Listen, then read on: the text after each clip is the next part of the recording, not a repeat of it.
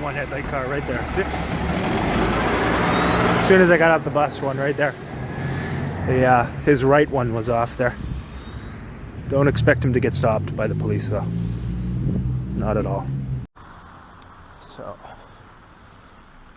and we'll keep an eye on that usual house that always does the synchronization. They did it last night as I left. They did it the previous night as I left. So we'll see if they're going to do it this morning as well.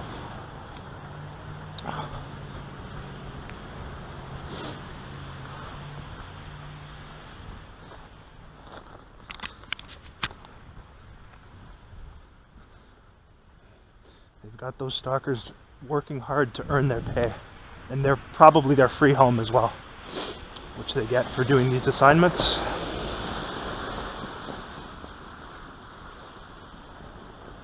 They're the hardest working stalkers in all of Quebec, that house there. I'm sure of that. And they're very happy to see me every time I come by. So I'll see them this morning, I suspect. Now, it's not always the same person that comes out of that house, but always someone will come out. Whether it's oftentimes the one guy, the younger guy, but we'll see who it is today. They got lined up here. Oh yeah, see him right out there? Wearing the red coat, or yeah, right away. Every single time. Wearing the red jacket as well. They got the car ready to synchronize here, look. So when I left last night, they came out, and as I come home this morning, you see the same here. Coincidence, of course, they've only done it 2,000 times.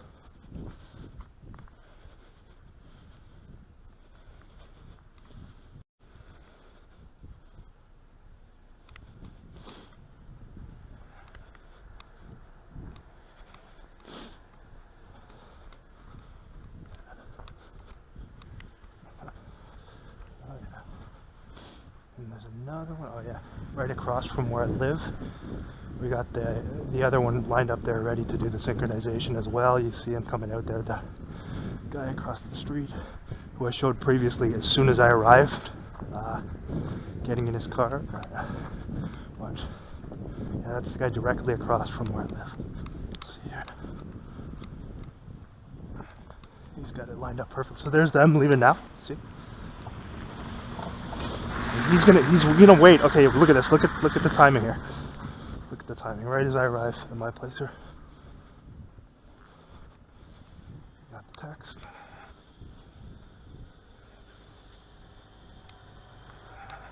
See that? Perfect. Perfect timing. I'm just right here now. Just arriving back home, and you see that. Perfect timing there.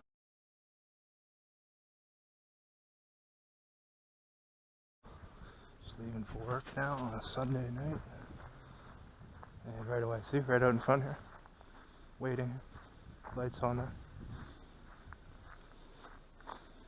right away, every time. We'll see if the usual people are going to come out here. That's the person across the street there. They do it quite often too. A lot of times when I'm either leaving or coming back, they're pulling in, or they got a vehicle waiting. So, and yeah, right here, sir. Look in front here, as usual, every time.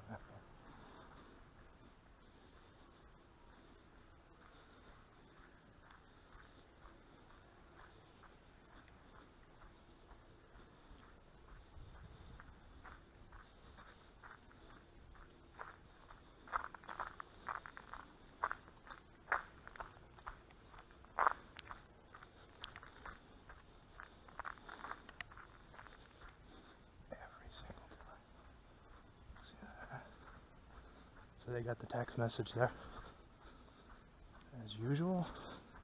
They've been doing that since I moved here. So I moved here, I left Toronto on August 20th. And I came to live at that place there, the house where I lived there, approximately 7 days after moving from Toronto. So I think it was around August 27th. So they've been doing it consistently since then, since I moved there. And the same things were happening in Toronto, which I've showed too over the past with my documentation of these things. But another reason that's done with situations like that, first of all, it's supposed to make the target feel really awkward and let them know that they're being watched while not breaking any laws or anything like that when they're doing it, right? Because they're on their own property. So that's why it's effective. And they also want the target to say something to them. They want to get the target to engage, because the target knows what it is and they know it's being done intentionally. So they want the target to say something, and then so that those people can then twist it around and immediately get the police involved and say that the target is causing a problem, when in reality it's clear what they're doing, right? So it's important to know that. I mean, every now and then, here's the thing, when these things are happening to you every day, or almost every day, every now and then there are going to be situations where they get you to react, right? Like unless you have no emotion whatsoever and you're like a sociopath, you're going to react at some point. Now, the important thing to do is to minimize that as much as possible, and to try. I mean, I rarely react now, but once in a while there are times when you're going to, because we wouldn't be human if we didn't, right? So, but that's what they want with that situation. They want the target to say something to them so that they can twist and invert the situation. And you see, again, we have the usual suspects over here idling in the parking lot here. So anyway, that's what that is. Sorry, it's not, this is, pardon me, it's Saturday night, not Sunday night. I made a mistake when I was leaving there. See right away here. Excuse me. So, yeah, so that's the goal with that. Again, it is to intentionally, now, you've seen how frequently, okay, so here's a one headlight here, a portion of his right headlight, my left side is off, you can see it here. Just the corner area is on. See, right there? And again, I have never once since coming here, despite continually, regularly documenting these cars with one headlight, and you've seen the police on this street here often when I'm out, at least, you never ever see those people get stopped or pulled over. So this suggests either coordination between those people and the police, or ineptitude on the part of on the behalf of the police. It's one of those two things, because it is against the law to be driving that way at night. And that's an important thing. I know I go over that a lot, but that's important because that is proof of coordination between them. Very important to point things like that out. That is evidence. And if it's not coordinated, then they're not doing their jobs properly, right? So it's one of those two. Which is it? You think about it. So very important. That's a point I want to hammer home. That is an important point. And that's a difficult one to refute unless you lie about it. You have to lie. So he lied and said, he claims, of course, he's not a targeted person, but yet he's saying, oh no, I always see cars with one headlight off. It's common. No, it's not. Not if you're not targeted. To see that regularly as what some of us show in the videos, no, it's not at all. It's completely untrue. So it is irregular to see that. I mean, sure, there's going to be times when that happens naturally, but how often? All the time? Like every night you go out? No. So therefore, when we see that, and when we see these people never being pulled over or stopped by the police, and then we see the police clearly partaking in these activities, it's not too difficult to put two and two together. The thing is, what makes it difficult is the reason these things are being done in such a manner is because the police also know that they have large segments of the population who have been paid off to enable them to do these things, who protect them. For example, if you're taking footage of the police and showing these ridiculous staged acting skits they do, they'll have citizens come over to you and act, just make you feel uncomfortable. And a lot of times, not always, but a lot of times in those situations, when there are interactions with the police, they always want to make it so you're outnumbered, so there's a bunch of people around you. Because, okay, if you're in a one-on-one situation with someone and you're talking, and you're trying to point out facts and maybe debate something or whatever, or say, okay, this is happening, they know it's a lot more, you feel a lot more awkward and it's a lot more stressful if they surround you with a bunch of people, right? And you're on your own. So they do that a lot. When you have interaction with the police, you'll rarely ever get one of them, like in a one-on-one, because they know that if someone like myself gets a one-on-one conversation with them, they're not going to come off looking too good when I point out facts about these things. So there's always this thing where they swarm you and surround you, or send people who are on the payroll, citizens, to come up and start surrounding you, right? And then they'll have other cops, of course, show up out of the blue. Because if it's just one cop trying to defend themselves on these situations, broken muffler car there. If they have just one cop attempting to refute these things, they know it's not going to come off looking too good.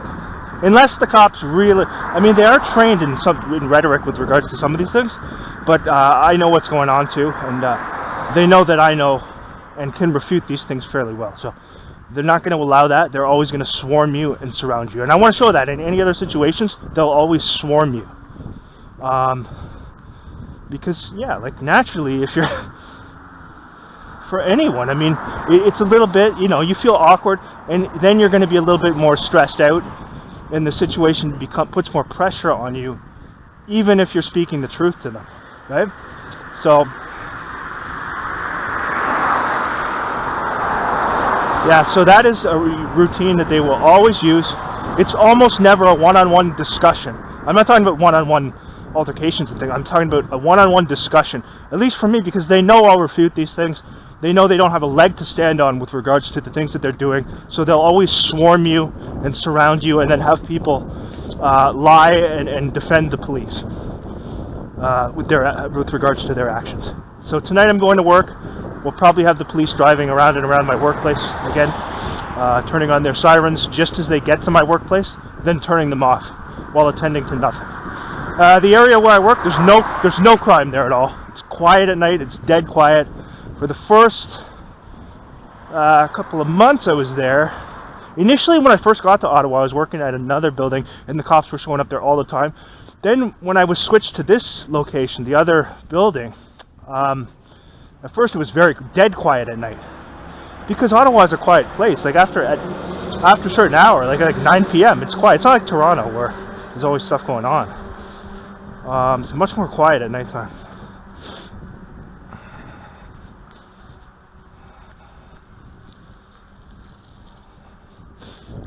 So bearing that in mind, it's not really safe to be around. I know where you're riding a bike with ice on the street. So yeah, that's the thing is, they're always going to surround you and swarm you. I mean, not always, right? It depends on who the person is that they're targeting. If they know it's someone who is capable of refuting these things and being credible, bringing forth these things in a credible way, that's when they'll definitely do that. Because it puts a lot of pressure on you. You feel, that's like that situation where I showed that video where I confronted that gentleman from the fire department about the stalking and about how there were a lot of Freemasons in the fire department, which he admitted to. And then when I brought up the stalking, he waved his hand. You could clearly see he waved his hand, and I was surrounded by these people to intimidate. So that's what they do. That's invariable, at least with me. And I think they do that to other people too. If you're credible and you can bring up these things in a credible way, that's what they'll do. That's a tactic they'll use. And I'll continue to document that too, because it stands out. I'm just leaving on my way to the bus stop here. You can see what's going on here. You can see who's coming right now. And this is the fire truck too. Yeah, fire truck as well.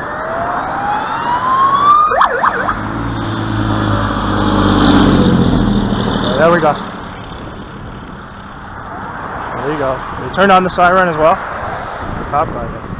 The siren for the fire truck here sounds, it's not quite as shrill as the ones they used to use in Toronto. Yeah, you saw that there, that's very obvious. And this is just as I'm leaving for work there. So there we go for tonight. So you saw also, like when I spoke to those cops the other time, how they're trying to kind of play it off like they were there naturally. Well, there's no way. They showed up literally almost as that, I think, right after, like seconds after that happened, with those people attempting to antagonize me. for taking the license plate. So clearly, they I don't even think they were called there, because they came so quickly. So you saw that anyway there. So.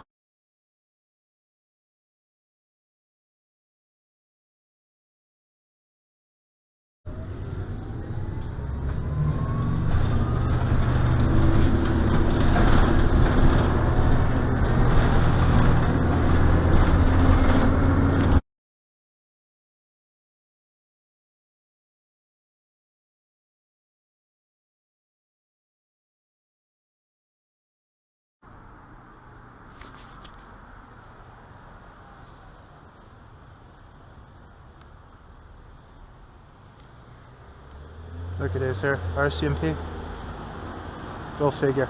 Look at the timing there, right at the intersection now. Coincidence, of course.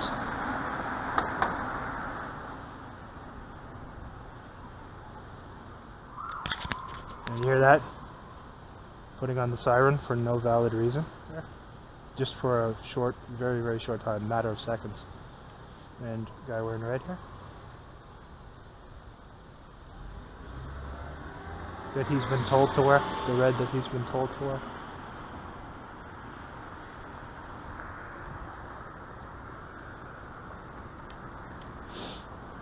And nothing to see there. There's only half the population here are all wearing red. There's another RCMP vehicle there passing by me right there.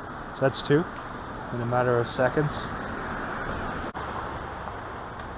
So last night as I left, we saw a fire truck and a police car setting up a fake event and turning on their siren for no valid reason, showing up right at my location in an area that was not busy, typically. And then just there you see two RCMP vehicles showing up, going in different directions as I'm waiting for the bus to go home here.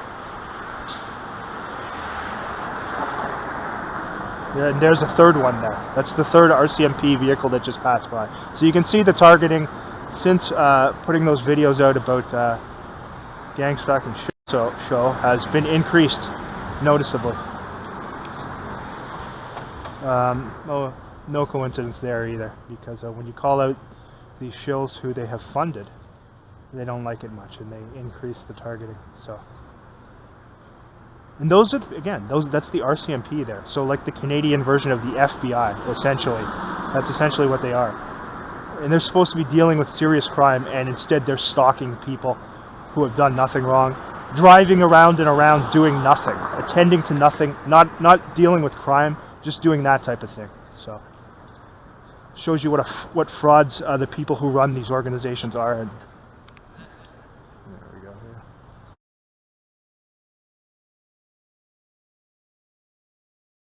Oh no, he is out there. Yeah, every time. Every single time. Stalker.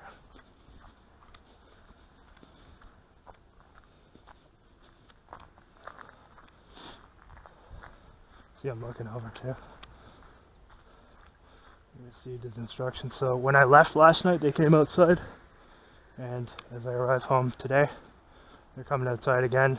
And pretty much every time I go by there, they're given the text message and asked to come out and do their little stalking assignment.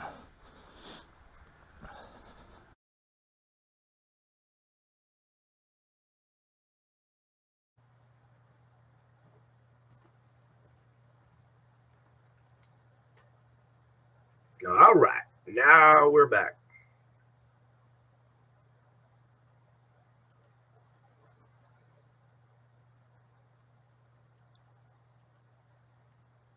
Well, I don't have this guy's link. What is this guy's video? I'm going to be talking about hey, I must be famous now. People are making videos about me.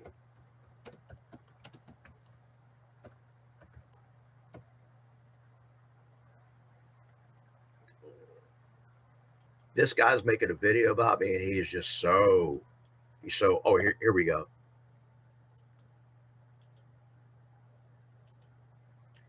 It's very strange. This guy, he's making disparaging videos about me, saying that I'm a shill, I'm a fake, phony.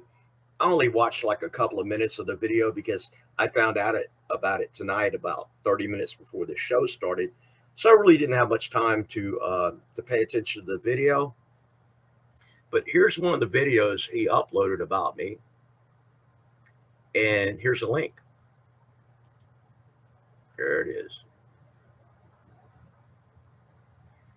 And it's ironic. The name of this guy's channel is called Controlling the Narrative. Well, that's not only ironic, but what's ironic about that is if you go and you click on this video about me, there is, you can't comment on his videos. Comments are turned off. Learn more. And what this guy does is he says that I'm a shill, I'm fake, I'm funny, I beg for money. I do ask for money. I haven't begged yet, but I'm getting close. He says I'm a government operative.